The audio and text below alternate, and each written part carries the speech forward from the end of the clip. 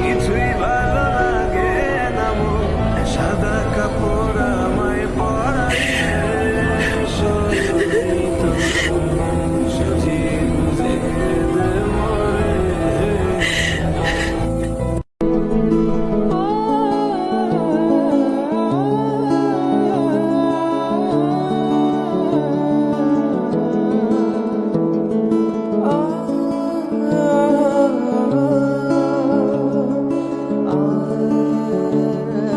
তত্ত্বাবধায়ক সরকারের একেবারে শেষের দিকে এসে সেনানিবাসের এক অনুষ্ঠানে খালেদা জিয়া এবং শেখ হাসিনার মধ্যে সাক্ষাৎ হয়েছিল।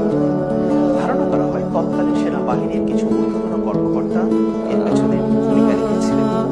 সেটিই ছিল খালেদা জিয়া এবং শেখ হাসিনার মধ্যকার সর্বশেষ সাক্ষাৎ।